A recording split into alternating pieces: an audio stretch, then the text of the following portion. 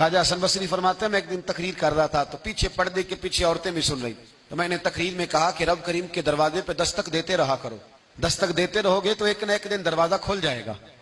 تو کہتے ہیں تقریر ابھی میں کر ہی رہا تھا کہ پیچھے سے خاتون بول پڑی، حسن بصری اجازت ہو تو کوئی بات کروں؟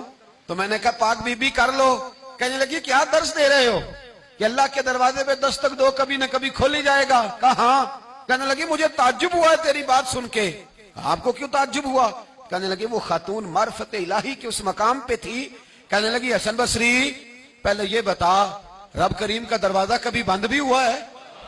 کھلوائیں گے تو اس کو نا جو پہلے سے بند ہوگا، اور جو کھلا ہوا ہے، جو کھلا ہوا پچھلی راتی رحمت رب دی کرے بلند آوازہ بخشش منگن والے کارن کھلا جے دروازہ۔ فرمایا کبھی بند بھی ہوا ہے؟ حضرت بی بی رابعہ بصریہ ساری رات عبادت کرتی، ساری رات رب رب کرتی، اور فرمایا کرتی تھی میرا رب۔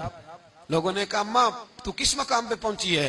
تو فرمانے لگی میں اس مقام پہ پہنچی ہوں کہ قبولیت میری دعاؤں کے قریب آ گئی ہے، قبولیت میری دعاؤں کے قریب آ گئی ہے۔ ابھی میں پوری دعا نہیں مانگتی، خدا کی رحمتیں پہلے برسنا شروع ہو جاتی ہیں۔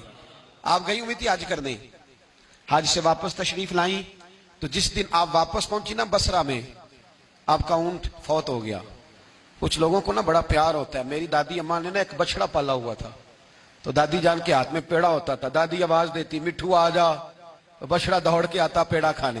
پیار ہوتا ہے نا، ہمارے ہاں دیہاتوں میں تو جانور گھر کے فرد بن جاتے تھے۔ بھینس کا درجہ اسی طرح ہوتا تھا جس طرح گھر کے ایک فرد کا ہے۔ اگر کبھی بھینس کسی کی مر جاتی تو سارا گھر رونے لگ جاتا۔ وہ جو جانور گھر میں تو حضرت رابعہ بصریہ نے اونٹ پالا ہوا تھا، بڑا پیار کرتی تھی، بڑی جس دن آئی نا واپس حج کر کے، اسی دن کسی نے بتایا اماں تیرا اونٹ فوت ہو گیا۔ تو گھوڑا دوڑا کے گھر آئی، کہا جی فوت ہوا ہے؟ کہاں؟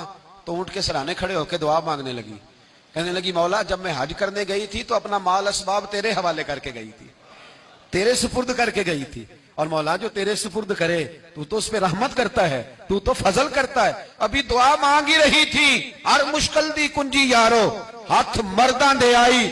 ابھی دعا مانگ ہی رہی تھی، ایک آدمی چلایا، کہنے لگا اماں جی لوگوں کو غلط فہمی ہو گئی ہے، اونٹ مرا تو نہیں، وہ تو زندہ ہے، وہ تو پیر ہی لا رہا ہے۔ ایسے ہی غلط فہمی ہو گئی، سویا ہوگا، بے ہوش ہوا ہوگا، زندہ ہے۔